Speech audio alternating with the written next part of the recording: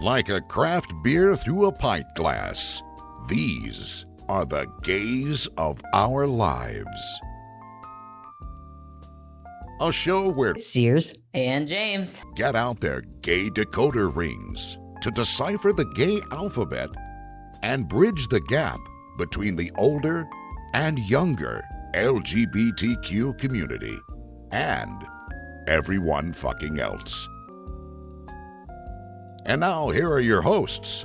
Hey guys, it's Sears. and James. And today on The Gays of Our Lives, We are going to reflect on the late, great Louie Anderson, a close friend and mentor of my co-host, Lisa Sears. Nope, we're not doing Lisa Sears anymore. Just Sears. Just Sears. Just Sears. Just Sears. Yeah. We'll edit that in post-op. And you know what's That's funny Alex's is, problem Just Sears is my TikTok name because when Louie, at first, when we first started talking, he always called me Lisa. Lisa. And never got the two S's in it either when he would sign stuff. But I was like, I'm going as just Sears. And he's like, okay, Lisa. Or I said, I'm going as Sears. And he goes, okay, Lisa Sears. And I was like, no. Just Sears. And he's like, okay, just Sears. And, we were talking about, he was going to do a foreword for my book that I was going to write. Mm-hmm. I am in process kind of writing. And he goes, that should be the name of it. Just Sears, Mm-hmm. So anyway, sorry. Just, you said that and it was. Well, no, cool. Because then, when you were even talking about, even like when you look at doing like a sitcom or anything like that, even that setup, you like the name like Just Sears. I feel like that's like kind of been a running theme. Yeah, because Will and Grace. Just Jack. Oh, just Jack. I forgot about that. I'm like, Will and Grace is also just names. You're right. Those are two more names. There was also Dharma and Greg and Mork and Mindy. Mork and Mindy was so good. Anyways, that's not what we're talking about. But Will and Grace, the just Jack. I was always stupid or being silly, and I'd be like, just Sears. Mm-hmm. I had no clue. What, when you were pretending to be Jack from? Well, yeah, the just Sears. Mm-hmm. And yeah, full circle. So yeah, just crazy that you said that about just Sears. Did I say just Sears or did you say just? You Sears? did, because you said Lisa Sears, and you said, "Oh, you're just going as just Sears now." True. So I guess my thing is for me, Louie, the most I really like, I experienced him was actually on Baskets. That was like my first, I guess, coming to America, but I don't think you can count that, because. Oh, that's what I knew him from before I ever met him. But that didn't even register to me until after Baskets that was also Louie Anderson. Really? You know what I mean? Yeah, because then you go back and watch the movie, you're like, oh, that's the mom from Baskets. That's how that goes in my head. Well, it's funny because I didn't know him from anything because I never even saw his stand-up before I met him. But I only knew him from Coming to America. And he stood out to me in Coming to America because he was the only white guy in Coming to America 1. So it was the first one. It was just I remembered him just randomly. Because, I think it just stood out, when people stand out, that you remember more. Right. And I know, Eddie Murphy. Of course, other than that, I couldn't tell you Clarence or something. I don't know who the older guy was. It's just Clarence. I don't know. Clarence came on set today and he shot a real good scene. Thank God for Clarence. The older guy. I don't know. The King. I don't know what he was. Is it Lawrence Fishburne? Is that what you're trying to say? Who's Clarence? Yeah. Who is Clarence? I don't know. I don't watch TV hardly. Oh my gosh. But so I knew him from that. And then, so I started watching Baskets because I met him up at the Lafayette Theater. Oh, that's right. Mad Hatter Productions had him up there, and I worked with them a lot back then. And I said, hey, I'm more the person that likes to meet these people, just, and just, I don't need an autograph or anything. Just a picture with you. That's cool. I'm good, and to talk to them. I like to get to kind of know them a little bit more as a person. And so I was like, hey, is he going to do a meet and greet? And they were like, he may do a small meet and greet with local comics. I was like, cool. So I drove up there because I didn't have anything to do. I was like, I'm going to go. Drove up there. I'd do what I always do, and I was the last one in line. Made sure I got back there because I like to be the last one because I get to talk to them more because they're not getting rushed to get the picture, the next one and the next one through, you know. Mm-hmm. And so there was a kid from, I don't know if he was Lafayette or whatever, and he had a stack of pictures that 8x10s that he had printed off of him and coming to America and Ferris Bueller's Day Off and all these. And I just was like, my God, you know, what are you going to do? Sell them? Because he had just stacks of them, and Louie, of course, is, you know, just signing them away, and I get up and get my picture with him, and he's like, I said, you know, I'm just a local comedian from Indianapolis, and he's like, you know, talking to me, and we took our picture, and he goes, send me your set, and I'll take a look at it. I'm like, okay, and he goes, I gave you the email, didn't I? And I was like, okay, so I sent it to him, and he called me the next day, but before that, that night I added him on Instagram. And I saw he was in Baskets. And I was like, ooh, I should go watch that on Hulu. Mm-hmm. And so I was watching it. And when the phone rang, I was probably in episode 3 of season 1. Mm-hmm. And the phone rang. And it said Beverly Hills, California. I was like, oh, my God. You know, what's going on here? Right. Because that's just unimaginable, mm-hmm. honestly. I mean, not kind of real life. But it is, you know, very much so. And I answered, and he's like, Lisa? And I'm like, yeah. And he's like, it's Louie. And I'm like, yeah, I can tell by the voice, you know. And he's like, are you busy? And I said, just watching Baskets. And he's like, perfect timing. Get a piece of paper and a pen. I have homework for you. And he said, if you ever question your ability to do this, he goes, I think you're very talented. And I was just like, okay, you know. And he said to call him on Tuesday. He was going to help me with my set for the comedy contest I was in at Morty's. I was in the semifinals, and he helped me with my set for that. And he said, call me and let me know how you did. I'm just like, is this real life? Because I had a comedian that I worked with early on, and you know, when I had texted him and said, hey, come see me, I'm opening for Pat McAfee. And he's like, oh, you know, that's not real life, right? You just got lucky.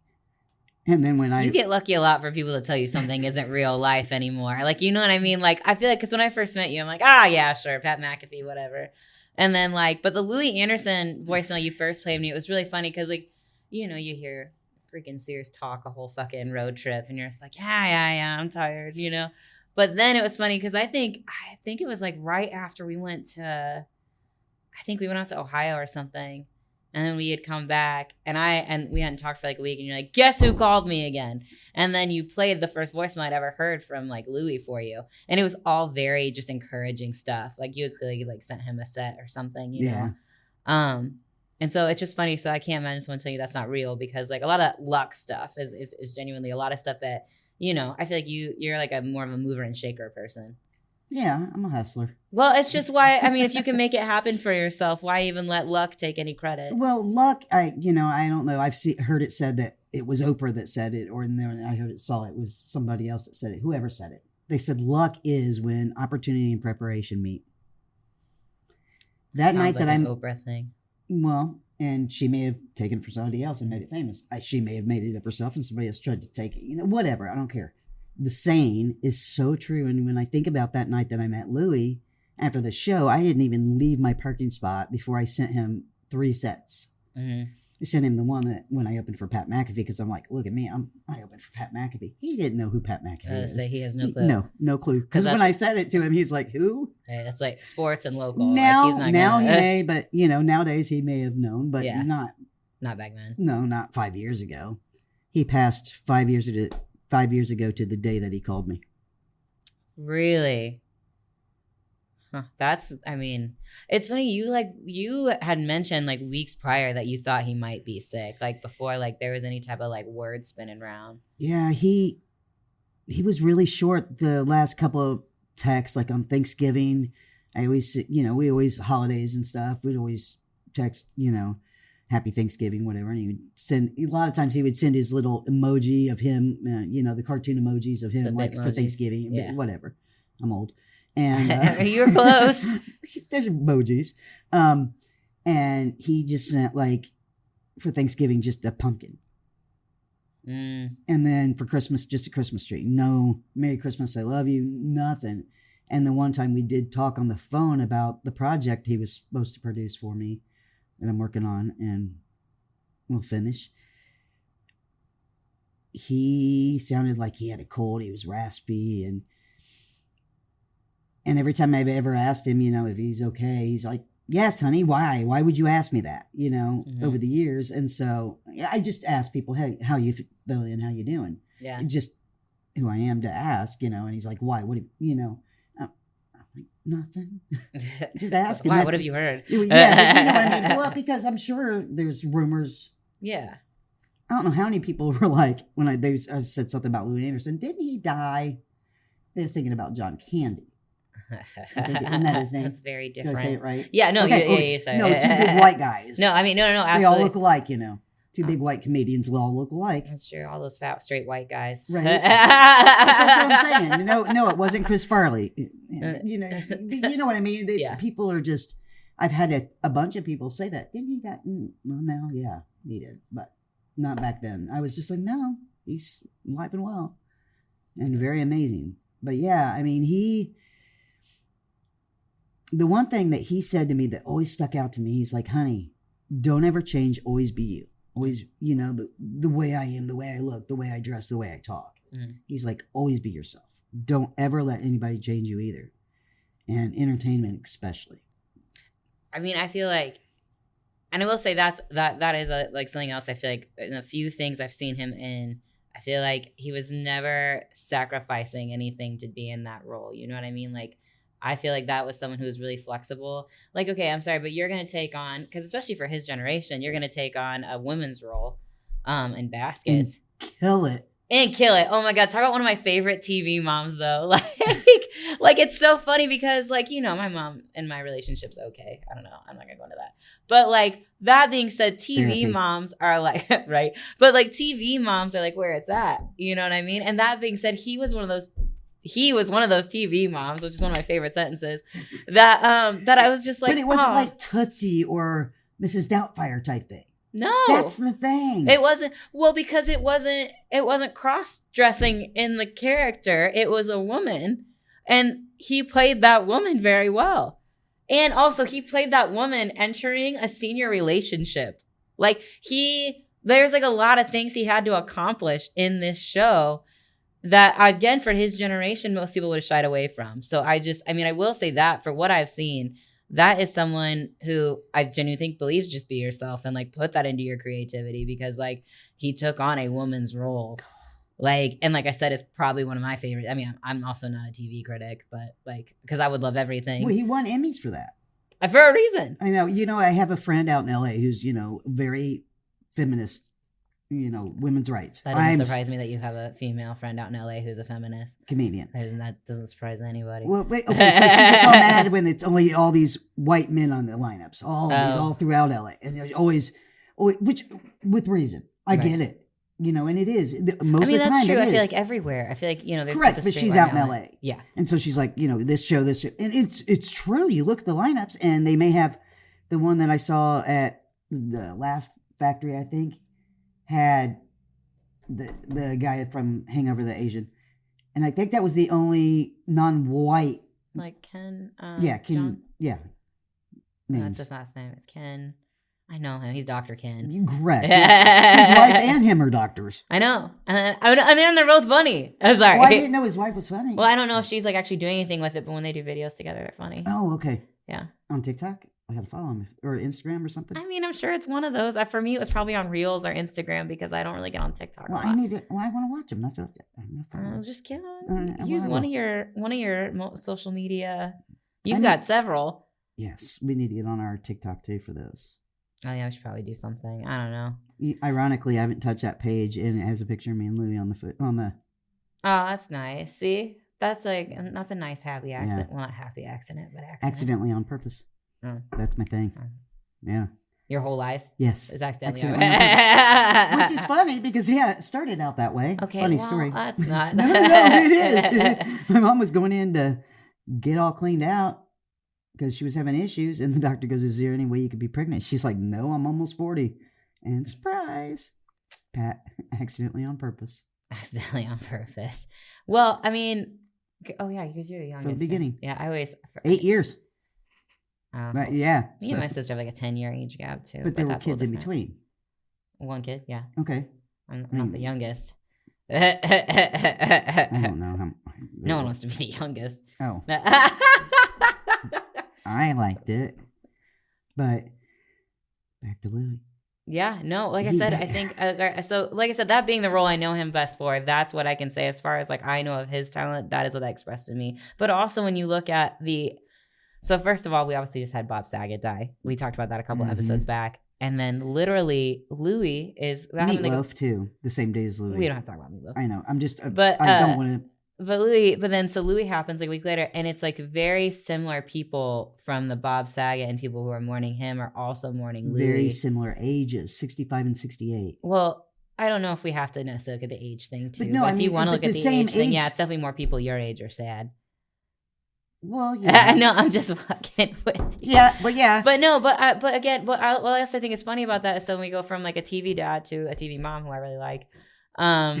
And then, but genuinely, like you saw like a very similar outpouring in the comedy like circles of how like sad and they were good friends. And you had a lot of the same clubs like paying tribute to like and so I think if anything that really does like put like that level to me that people really did appreciate. Bob Saget was just here in Indianapolis in like August, like October, fall, yeah.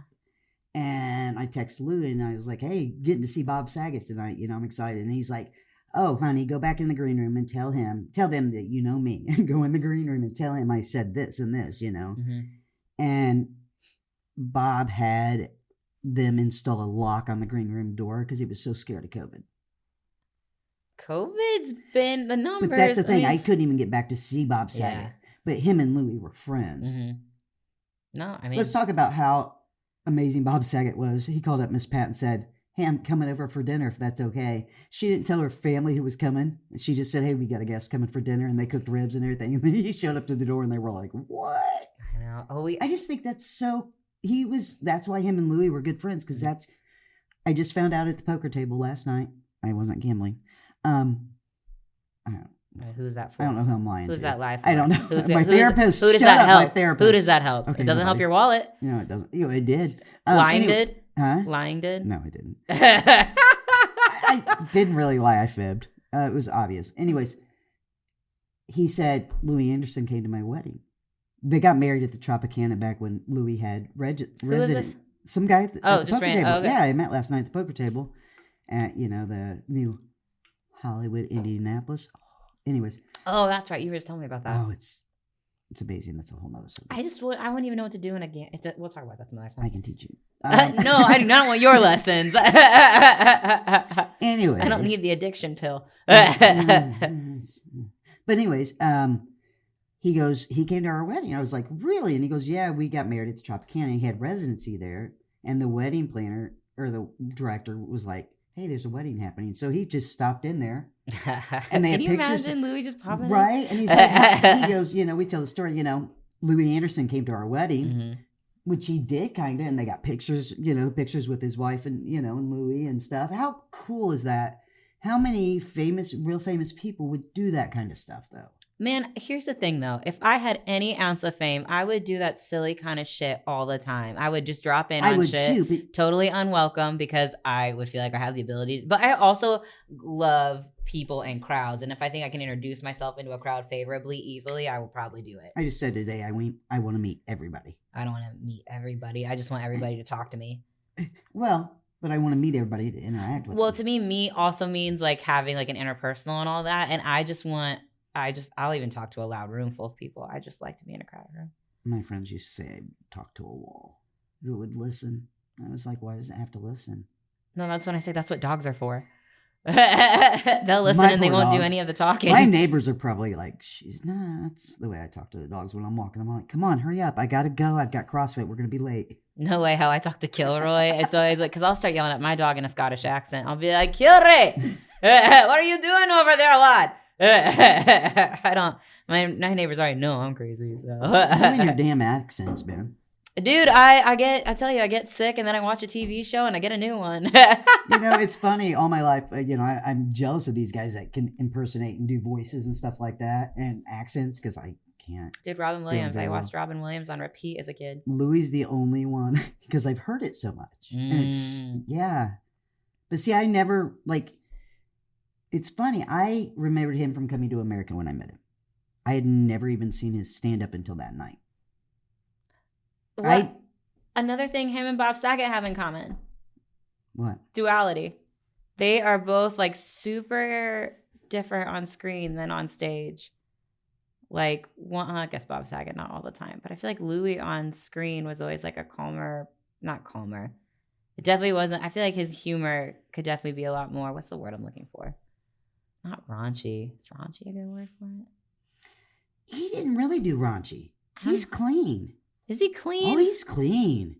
That's why he was like, honey, because how he rewrote your jokes. That's him as a person, but on stage, because he could be himself. I think that's why he wasn't allowed to be who he really is all his life. You know what I mean? I think that's part of why he pushed me to say, don't ever change, and that's why those not raunchy and that. Well, and if you're a clean-cut comic, you do have a certain following, and that following won't go for certain, like, raw stuff, so that makes sense. But every time he'd rewrite a joke for you, like, oh my gosh, that's dark. Or like, oh, that was crass. Well, it was dark. The one for my keynote speaking. Yeah, that's the one I was thinking, like, that was dark. Yeah. I just told that story last night at the poker table. I was like, everybody's like, he was so clean. I'm like, yeah, but I said, here's the joke he rewrote for me. And I told it. And the guy was like, wow. Yeah. I was like, and then I had my friend kill herself. And I was like, I can't do that. Yeah, I told him, I called him and I was like, I can't do that joke bit now. That was and yeah, so I couldn't do that. Timing was really close too. That's crazy. Yeah, it was. But I don't know what we were talking about now with Louie. He's clean. He rewrites your jokes. Yeah, and you think it's because he encourages you to be yourself. I don't know, because like Family Feud. I forget about Family Feud all the time too. He really had to have like that clean image. And even all his like movie and acting roles, like it was all very like, even as the mom on Baskets, I'm sorry. Even as the mom on Baskets, it was a very clean role. I mean, that wasn't true about like Zach Galifianakis' characters on there, Yeah, I mean, and to a point. I mean, depends on what kind of bad humor or not so clean humor of that you want to be, because that's the thing with the clean comedy clubs. I'm like, so you don't want me to cuss, you don't want me to make sexual innuendos, so I couldn't do Louie Anderson's favorite joke on stage at Gutty's because I was at Gutty's, the clean comedy club. What's Louie Anderson's favorite joke? My Hitler stash joke. I couldn't talk about my girlfriend going down on me on the clean comedy club. I'm calling her Clitler. Yeah. That's weird. That wouldn't fly. I don't think so. That's so See, that's my problem because my favorite joke is bag of dicks. So every time I think, I could go do Gutties, I'm like, I just don't talk about my penis for a night. And then I'm like, I work so hard to talk about my penis. I did. Instead of see you next Tuesday, I said, see you another day. And they were kind of silent. I'm like, It's a clean comedy club, guys. Next Tuesday. See you next Tuesday. Come. Yeah. And I said, see you. I figured they would think I would say it. And I was like, another day instead of Tuesday. So they could figure it out what I meant. Never mind. I think you should have spelled something else. I said, come on, it's a clean comedy club. I can't say it. That's why I have trouble with clean comedy. I'm not saying, if anything. No. Dennis messaged me, and because him and I are pretty good friends. Yeah. We do have that MS thing in common, but I'm sure there's other things I attach you as friend. No, just the MS. Just that. That's it. He's a horrible human. No, he's an amazing human. But no, there's a lot of things. But he sent me a message. He goes, "Hey, you want to come do 10 minutes tonight?" He goes, "It could be good therapy for you." And I couldn't go to acting on Friday night. I had to cancel my role at the Dinner Detective. I couldn't get in the shower in time to drive to Fort Wayne to act. Right. Well, also in mourning, it's probably good to take that time to yourself and process, especially because you do have several jobs that are actively putting yourself on stage and vulnerable. And I don't think, that's obviously a harder place to put yourself in when you're very sad about something. Mm-hmm. And yeah. It's weird. It's not weird. It's funny, ironic instead of funny, whatever. Because a lot of people are mourning Louie Anderson. Mm-hmm. A lot of people really, are crying about him. Mm-hmm. I know of people that are crying because of his death. Mm-hmm. They didn't know him, but they knew him. Right. But I have had famous people die that I really liked, but it never hit me like that. You know what I mean? Well, you knew him. But it never got me like I said, people are crying about him now, which I get, I understand. Yeah. But I in all the famous people that have died that I really liked, I've never I've cried over him. I've never cried over him that emotional because they were people I didn't know but I liked them and I cared about them. You know what I mean? I was really sad for him, but it didn't hurt the same that people are. And it's just like, I guess I never imagined it would give me like it did.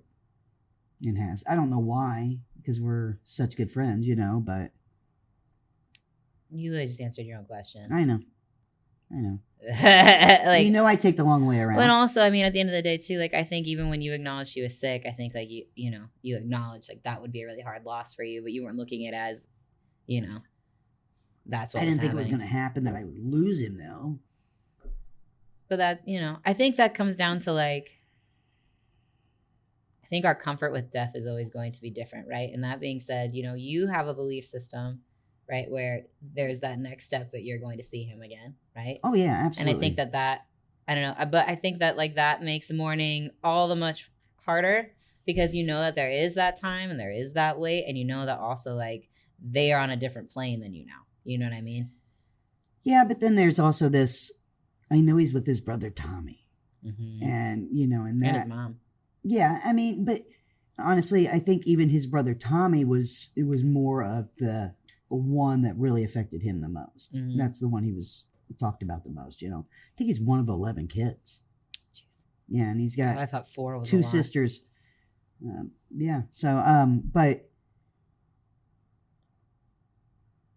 I believe I said to somebody the other day, I said, my mom, I lost my mom at the same age, 68 years old as he, but I have said, everybody's like, oh, I'm like, yeah, I would love for her to come to one of my shows. You should be back one day or whatever, this imaginary where you can bring them back for a day and hey, let's have a fun day and then you can go back or whatever, Right. Which doesn't happen. I said, but if there was anything I wish she would be able to be here and actually go to meet Louie Anderson with me, which one, she would geek out about that because she watched him forever. Mm-hmm. But to see how much he loved and supported me, I think would have been the neatest thing for her. Yeah. Honestly. Well, and it just blows my mind that he was my biggest fan out of anybody. Probably other than your mom. And that was before you were a comedian. Yeah. Well, my mom was my biggest fan no matter what. But that being said, no, and that, and that with losing a mentorship, I think is also something to take in, because there is the personal level of friendship, but someone taking you in as a mentee, I feel is actually, because that's a commitment. That is saying that I want to do something for you and I want to help you out. You're very big on people's doing by what they say they're going to do, right? Mm-hmm. And I think Louie was a prime example of that in your life, which him becoming your mentor. Saying that, first of all, he wants to help you and then following through and doing it and then him being who he was. I think all of that, it makes sense. That's. I just never thought of that, but he was a lot like me with that. Mm-hmm. Because when he texted me for the pictures I took of him with the hats on in the green room, and I didn't text him right back because I was in a dispensary and I didn't get his text because you can't have your phone out then. And within 5 minutes, he sent me another text, honey. I need those. And I'm like, you just said that. And I'm like, oh my God, we were a lot alike. You don't answer me right away. And I'm like, James, I'm dying here. What do you need? Seriously, you okay? I have a joke. Or thank God it's not an emergency. That's another one you like to send to. And I'm like, God damn it, you drama queen. Be like, oh, Dad, I gotta go. I gotta call Sears. I feel like it is. Right, Dad, I gotta call Sears. There's something going down. I was struggling though that day. No, it's okay. It's hard. It's just funny because I think there's always different ways you communicate to me. I need to talk to you. It's not an emergency, but you should probably call me. And it's like, okay. To be fair, how many times do you tell me you're going to call me back? And you want to go over? No, I'm just saying. We're bringing up our past flaws now. That's what you want to do. We just want to rake them out. We can talk about I'm that just if saying, you that's like. why you've programmed me this way. I'm sorry. It'll take me a minute. I have programmed you to guilt me. I will not take that responsibility. Okay. I don't know. I'm a child. I Yep. know. Absolutely, and I don't negotiate with children. So. I'm a child. Especially not for attention. My nephews will tell you the same. It worked. I really needed you though. I called. I know, and I appreciate it. But that being said, Mother, I barely touched the table. I'm done with you. Well, I'm done I'm with done your with that. pretend tripod. All right. Questions of the day? Questions of the day. That's not what we call it here. We call it the Gays Gays ask. I was Ask. going to call it the queers ask. Okay. What do you think is going to be the most lasting thing Louie ever said to you? God, he gave me so much wisdom. Mm-hmm. Always be yourself. You know, it's funny because Dennis and them were like, hey, why don't we get Louie to come in and you guys do a set together in our club? And I was like, because I'm not going to work clean. And they're like, but Louie would want you to, or something like that, you know, or something like that. Mm-hmm. And I'm like, no, he's like, don't change just for me. Because he was always like, I was trying to figure out where I could get you to open for me. He goes, but my audience, and I'm like, I get it. Mm-hmm. Your Yeah. audience is not It's hard to go from strap-on tools to that. Yeah. Well, they're expecting Louie Anderson from Yeah. Family Feud, and here comes this big old dyke with a pink mullet Yeah. talking about strap-on tools, you know, and Hitler stash. So Mm-hmm. I understand, but I tried. I was like, oh, I'm trying these new jokes to be clean. He's like, honey, don't do that. He even told the ladies in hair and makeup on baskets on set. Mm-hmm. He's like, you're gonna love her, you know, and everything. And he was telling her all about me, and they said, he even said, you know, I for a minute thought comics should all work clean. Mm-hmm. And he goes, and I told her, he goes, don't change. And I think that is the one thing, because I've always been that person, and I'm not gonna let anything with entertainment any way it goes, Mm-hmm. which is only gonna be up. Right. As we all hope, yeah. And won't let it change me. You know, I love when people say, oh, don't forget us little people. I'm like, nah. If I forget you, it's because the chemo brain. It's funny because like that's like never my concern because you won't lose my number. If anything, I think I think if I'm about to get a new phone. You never know. If anything, nah, you would track me down. But if anything, I think it's funny because like, so we met 4 years ago now, 5 years ago. It's been a minute. And that whole time, that has been, I'm not going to change who I am. Keep in mind, you've been growing and changing this whole time. But not like, no, at I the know. core. Oh, absolutely. But that's what I think is funny is like, it's like, obviously we all grow and change all the time, but that whole thing has been like, well, no, I'm still going to do this in my stand-up. Even like, we can call myself a joke mechanic all we want. Even when I've adjusted your jokes, it still has to meet a certain level of Sears rashness. You know what I mean? It's like just crass enough where it's like almost like a dad joke from the 80s, like Dyke and Damn. You know what I mean? I love it. Good bit. It's a good bit. I thought of that all by myself. Yeah, and that being said, but that's also probably the prime example I have of a dad joke from you. But what's funny, it's even funnier is the first part of it is a real story. You know, I mean, he yelled Dyke in the cafeteria. I mean, I didn't know what it meant even. I think all good comedy is from really. truth, right? See, I don't know. I was just like, I just thought it was funny. It's funny. I think it is. It is. It's one of my better jokes. But okay, Gays ask. Let me see, James. Oh. Well, it's easier when we're targeting a different person. Yeah. You know, I'm going to target the same person. I'm just trying to think of what I want. If you, just by what you saw of him on Baskets, and he played, that's who he was as a person. I say I've got that and Coming to America and Ferris Bueller. So many more too. And because I don't watch TV, I'll tell you what, besides seeing him live, just the other night, on Friday night, I was watching his stand-up.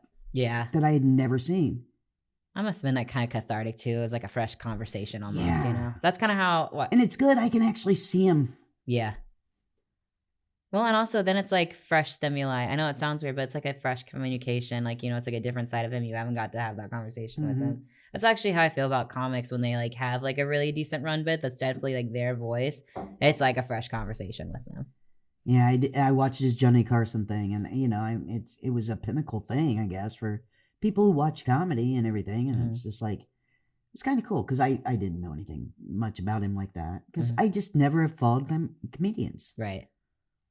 So, but knowing what you know from me and from what you've seen on TV, what would you think is the one thing that stands out about him to you?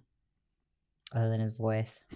Honey. I mean, well, it's because that's, yeah.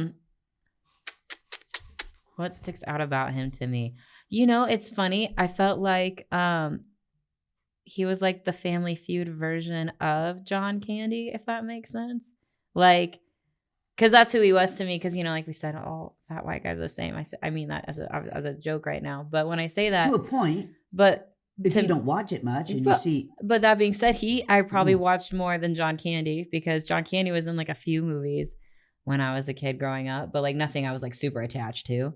But that being said, I watched a ton of Baskets and I would say between his voice, but also like, I don't know, he just seems to be someone who can like be on a set and do what they're asked because that's what they want to be there doing. You know what I mean? Like, I think that would be, I would say that is someone who loved what they were doing. And that's what sticks out to me. Because you can see that when it's someone who works like the way he did. What's funny is when he did the stand-up in Michigan that me and Charlie went to, he said, I've been doing comedy for almost 40 years. And, even though I'm on TV and everything, this is my first love. He liked stand-up better than he did. That's all I want to do. That's all I'm saying. I don't want to do any of the other See, shit. I just want to drive around and go to random bars and talk to people. That's all I want to fucking do. I want COVID to be over so I feel safer doing that. But I want to do that. I don't. That's all I want to do. I love the camera. I'm vain. You can love what you love. I love being handsome in front of a crowd. You love being good looking in front of a camera. You know what I mean? Just pick what you pick. Something. Yeah. All right. I do have a dad joke for the week. Oh, God. Okay. Okay, you ready? Yeah. What's the fastest growing country in the world? I don't know what. Ireland, because it's always Dublin. Did you hear about the kidnapping at the high school? Where? It's okay. They woke him up. I got 2 in there this week. Ooh. Oh, I fell for your dumb shit. I know. It was great. You said where? Oh, I hate you so much right now. I look like a fool. I hate you. But yeah. Anyways, thank you. You're welcome. I appreciate it. Yeah, no, he was. And if you are too young to know who he is, look him up. It's worth it, especially Baskets. That is one of the best shows. Season 4, episode 90, especially. But men number. Here's courtroom scene. First voice you hear. City council, right? Or is it a courtroom? I don't know. It's a courtroom. I don't know. Anyways, but it's worth it. He was a great man. Yeah. So, anyways,